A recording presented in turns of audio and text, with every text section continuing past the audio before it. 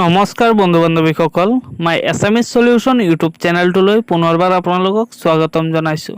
আৰু আপোনালোকে যদি মোৰ চেনেলখনত নতুনকৈ আহিছে তেতিয়াহ'লে চেনেলটো ছাবস্ক্ৰাইব কৰি ল'ব। তো বলক আমি ভিডিঅ'খন আৰম্ভ কৰোঁ। কুৱেশ্যন: ভাৰতৰ প্ৰথম উপৰাষ্ট্ৰপতিগৰাকীৰ নাম কি? ইয়াৰ শুদ্ধ উত্তৰটো হ'ব option C, doctor Sarvepalli Radhakrishnan. ভাৰতৰ প্ৰথম উপৰাষ্ট্ৰপতিগৰাকী হ'ল doctor Sarvepalli Radhakrishnan. Next question: লাডাখৰ ৰাজধানীৰ নাম কি? ইয়াৰ শুদ্ধ উত্তৰটো হ'ব অপশ্যন বি, লেহ। লাডাখৰ ৰাজধানী হ'ল লেহ। নেক্সট কুৱেশ্যন: ভাৰতৰ প্ৰধানমন্ত্ৰীয়ে স্বচ্ছ ভাৰত অভিযান ক'ৰ পৰা আৰম্ভ কৰিছিল? ইয়াৰ শুদ্ধ উত্তৰটো হ'ব অপশ্যন এ, ৰাজঘাট। ভাৰতৰ প্ৰধানমন্ত্ৰীয়ে স্বচ্ছ ভাৰত অভিযান ৰাজঘাটৰ পৰা আৰম্ভ কৰিছিল। নেক্সট কুৱেশ্যন: স্বচ্ছ ভাৰত অভিযান কেতিয়াৰ পৰা আৰম্ভ হৈছিল? ইয়াৰ শুদ্ধ উত্তৰটো হ'ব অপশ্যন বি, 2 অক্টোবৰ 2014 চনৰ পৰা। স্বচ্ছ ভাৰত অভিযান 2 অক্টোবৰ 2014 চনৰ পৰা আৰম্ভ হৈছিল। নেক্সট কুৱেশ্যন: জীয়াবৰলী নদী অসমৰ কোনখন জিলাত অৱস্থিত? ইয়াৰ শুদ্ধ উত্তৰটো হ'ব অপশ্যন এ, শোণিতপুৰ। জীয়াবৰলী নদী অসমৰ শোণিতপুৰ জিলাত অৱস্থিত। নেক্সট কুৱেশ্যন: অসমৰ লোকসভাৰ আসনৰ সংখ্যা কিমান? ইয়াৰ শুদ্ধ উত্তৰটো হ'ব অপশ্যন এ, 14খন। অসমৰ লোকসভাৰ আসনৰ সংখ্যা 14খন। নেক্সট কুৱেশ্যন: ভাৰতৰ লৌহ মানৱ বুলি কাক কোৱা হয়? ইয়াৰ শুদ্ধ উত্তৰটো হ'ব অপশ্যন চি, চৰ্দাৰ বল্লভভাই পেটেল। ভাৰতৰ লৌহ মানৱ বুলি চৰ্দাৰ বল্লভভাই পেটেলক কোৱা হয়। নেক্সট কুৱেশ্যন: অসমৰ ভাষা আন্দোলনৰ প্ৰথমগৰাকী শ্বহীদ কোন?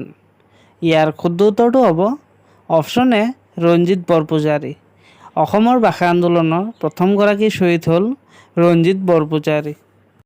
অসমৰ কোনখন ঠাই বাৰেচহৰীয়া ভাওনাৰ বাবে বিখ্যাত?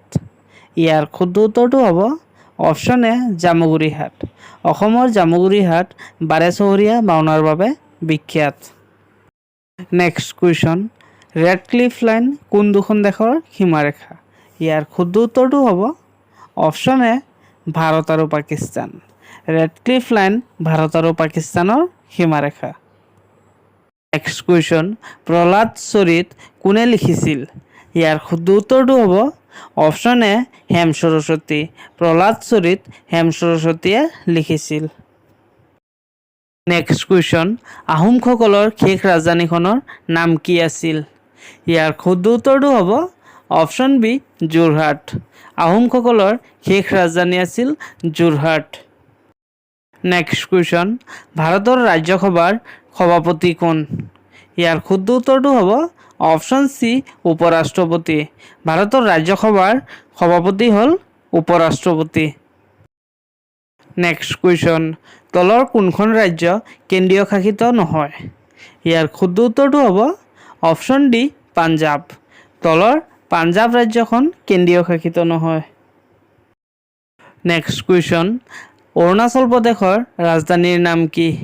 ইয়াৰ শুদ্ধ উত্তৰটো হ'ব অপশ্যন ডি, ইটানগৰ। ইটানগৰ হ'ল অৰুণাচল প্ৰদেশৰ ৰাজধানী। নেক্সট কুৱেশ্যন: পথৰুঘাটৰ ৰণ ক'ত সংঘটিত হৈছিল? ইয়াৰ শুদ্ধ উত্তৰটো হ'ব অপশ্যন বি, দৰং জিলাত। পথৰুঘাটৰ ৰণ দৰং জিলাত সংঘটিত হৈছিল। নেক্সট কুৱেশ্যন: অসম কেশৰী বুলি কোনজন কবিক কোৱা হয়? ইয়াৰ শুদ্ধ উত্তৰটো হ'ব অপশ্যন এ, অম্বিকাগিৰি ৰায়চৌধুৰীক। অসম কেশৰী বুলি অম্বিকাগিৰি ৰায়চৌধুৰীক কোৱা হয়। নেক্সট কুৱেশ্যন: ভাৰতীয় জাতীয় কংগ্ৰেছ কেতিয়া গঠন হৈছিল? ইয়াৰ শুদ্ধ উত্তৰটো হ'ব অপশ্যন বি, 1885 চনত। ভাৰতীয় জাতীয় কংগ্ৰেছ 1885 চনত গঠন হৈছিল। নেক্সট কুৱেশ্যন: সবৰমতী আশ্ৰম ক'ত অৱস্থিত? ইয়াৰ শুদ্ধ উত্তৰটো হ'ব অপশ্যন ডি, আহমেদাবাদ। সবৰমতী আশ্ৰম আহমেদাবাদ, গুজৰাটত অৱস্থিত। কুৱেশ্যন: বিশ্ব স্বাস্থ্য সংস্থাৰ মুখ্য কাৰ্যালয় ক'ত অৱস্থিত? ইয়াৰ শুদ্ধ উত্তৰটো হ'ব অপশ্যন এ, জেনেভা। ছুইজাৰলেণ্ডৰ জেনেভা চহৰত বিশ্ব স্বাস্থ্য সংস্থাৰ মুখ্য কাৰ্যালয় অৱস্থিত। নেক্সট কুৱেশ্যন, ভাৰতৰ ৰাষ্ট্ৰীয় নদী কোনটো? ইয়াৰ শুদ্ধ উত্তৰটো হ'ব অপশ্যন এ গংগা নদী। ভাৰতৰ ৰাষ্ট্ৰীয় নদী হ'ল গংগা নদী। নেক্সট কুৱেশ্যন, এছিয়া মহাদেশৰ সৰ্ববৃহৎ চাহ বাগিচাখনৰ নাম কি? ইয়াৰ শুদ্ধ উত্তৰটো হ'ব অপশ্যন এ মোনাবাৰী চাহ বাগিচা। এছিয়া মহাদেশৰ সৰ্ববৃহৎ চাহ বাগিচাখন হ'ল মোনাবাৰী চাহ বাগিচা। এইটো অসমৰ বিশ্বনাথত অৱস্থিত। নেক্সট কুৱেশ্যন, মহাত্মা গান্ধী অসমলৈ প্ৰথম কেতিয়া আহিছিল? ইয়াৰ শুদ্ধ উত্তৰটো হ'ব অপশ্যন বি 1921 চনত। মহাত্মা গান্ধী অসমলৈ প্ৰথম আহিছিল 1921 চনত। নেক্সট কুৱেশ্যন, স্বাধীন ভাৰতৰ প্ৰথম ৰাষ্ট্ৰপতি কোন আছিল? ইয়াৰ শুদ্ধ উত্তৰটো হ'ব অপশ্যন এ ৰাজেন্দ্ৰ প্ৰসাদ। স্বাধীন ভাৰতৰ প্ৰথম ৰাষ্ট্ৰপতি আছিল ৰাজেন্দ্ৰ প্ৰসাদ। নেক্সট কুৱেশ্যন, ভাৰতৰ প্ৰথম মহিলা ৰাজ্যপাল কোন? ইয়াৰ শুদ্ধ উত্তৰটো হ'ব অপশ্যন চি সৰোজিনী নাইডু। ভাৰতৰ প্ৰথম মহিলা ৰাজ্যপাল হ'ল সৰোজিনী নাইডু। নেক্সট কুৱেশ্যন, প্ৰথম ভাৰতীয় নোবেল বঁটা বিজয়ী কোন আছিল? ইয়াৰ শুদ্ধ উত্তৰটো হ'ব অপশ্যন এ ৰবীন্দ্ৰনাথ ঠাকুৰ। প্ৰথম ভাৰতীয় নোবেল বঁটা বিজয়ী হ'ল ৰবীন্দ্ৰনাথ ঠাকুৰ। কুৱেশ্যন, নামবৰ অভয়াৰণ্য অসমৰ কোনখন জিলাত অৱস্থিত? ইয়াৰ শুদ্ধ উত্তৰটো হ'ব অপশ্যন এ কাৰ্বি আংলং। নামবৰ অভয়াৰণ্য অসমৰ কাৰ্বি আংলং জিলাত অৱস্থিত। নেক্সট কুৱেশ্যন, প্ৰথম অসমীয়া ৰঙীন চলচ্চিত্ৰখনৰ নাম কি? ইয়াৰ শুদ্ধ উত্তৰটো হ'ব অপশ্যন এ ভাইটি। প্ৰথম অসমীয়া ৰঙীন চলচ্চিত্ৰখন হ'ল ভাইটি। নেক্সট কুৱেশ্যন, বৰদলৈ ট্ৰফী কিমান চনৰ পৰা আৰম্ভ হৈছিল? ইয়াৰ শুদ্ধ উত্তৰটো হ'ব অপশ্যন বি 1952 চনৰ পৰা। বৰদলৈ ট্ৰফী 1952 চনৰ পৰা আৰম্ভ হৈছিল। নেক্সট কুৱেশ্যন, বৰদলৈ ট্ৰফী কোনবিধ খেলৰ লগত জড়িত? ইয়াৰ শুদ্ধ উত্তৰটো হ'ব option A football. Bordoloi trophy football খেলৰ লগত জড়িত। নেক্সট কুৱেশ্যন, ভাৰত ত্যাগ আন্দোলন কোন চনত হৈছিল? ইয়াৰ শুদ্ধ উত্তৰটো হ'ব অপশ্যন চি 1942 চনত। ভাৰত ত্যাগ আন্দোলন 1942 চনত আৰম্ভ হৈছিল। নেক্সট কুৱেশ্যন, আন্তৰ্জাতিক নাৰী দিৱস কোন তাৰিখে পালন কৰা হয়? ইয়াৰ শুদ্ধ উত্তৰটো হ'ব অপশ্যন ডি 8 মাৰ্চ। আন্তৰ্জাতিক নাৰী দিৱস 8 মাৰ্চ তাৰিখে পালন কৰা হয়। নেক্সট কুৱেশ্যন, অসম সাহিত্য সভাৰ প্ৰথম সভাপতি কোন? ইয়াৰ শুদ্ধ উত্তৰটো হ'ল অপশ্যন বি পদ্মনাথ গোহাঁই বৰুৱা। অসম সাহিত্য সভাৰ প্ৰথম সভাপতি হ'ল পদ্মনাথ গোহাঁই বৰুৱা। নেক্সট কুৱেশ্যন, কোন তাৰিখে ৰাষ্ট্ৰীয় ক্ৰীড়া দিৱস অৰ্থাৎ নেশ্যনেল স্পৰ্টছ ডে পালন কৰা হয়? ইয়াৰ শুদ্ধ উত্তৰটো হ'ব অপশ্যন চি 29 আগষ্ট। ৰাষ্ট্ৰীয় ক্ৰীড়া দিৱস 29 আগষ্ট তাৰিখে পালন কৰা হয়। নেক্সট কুৱেশ্যন, কোন তাৰিখে আন্তঃৰাষ্ট্ৰীয় যোগ দিৱস অৰ্থাৎ ইণ্টাৰনেশ্যনেল য়োগা ডে পালন কৰা হয়? ইয়াৰ শুদ্ধ উত্তৰটো হ'ব অপশ্যন ডি 21 জুন।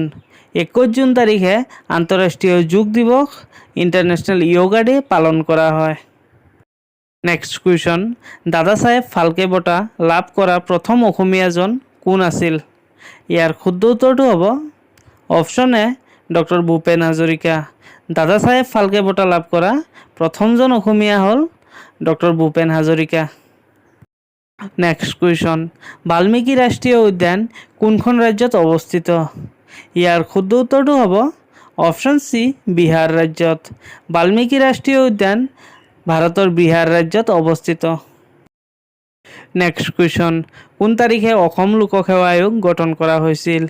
ইয়াৰ শুদ্ধ উত্তৰটো হ'ব option C 1 April 1937।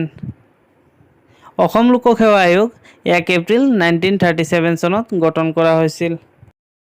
Next question, Bhupen Hazarika সেতু কোনখন নদীৰ ওপৰত নিৰ্মাণ কৰা হৈছে?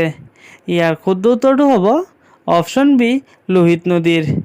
ডক্টৰ ভূপেন হাজৰিকা সেতু লোহিত নদীৰ ওপৰত নিৰ্মাণ কৰা হৈছে।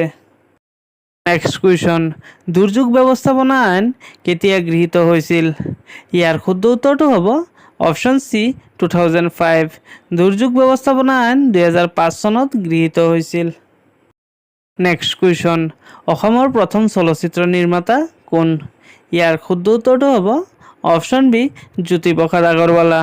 অসমৰ প্ৰথম চলচ্চিত্ৰ নিৰ্মাতা হ'ল জ্যোতিপ্ৰসাদ আগৰৱালা।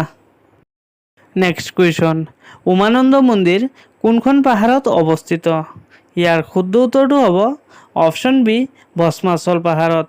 উমানন্দ মন্দিৰ ভস্মাচল পাহাৰত অৱস্থিত। ভিডিঅ'টো চাই ভাল লাগিলে ভিডিঅ'টো লাইক কৰিব আৰু এনেকুৱা জিকে ৰিলেটেড ভিডিঅ' পাই থাকিবলৈ চেনেলটো ছাবস্ক্ৰাইব কৰিবলৈ নাপাহৰিব। ধন্যবাদ।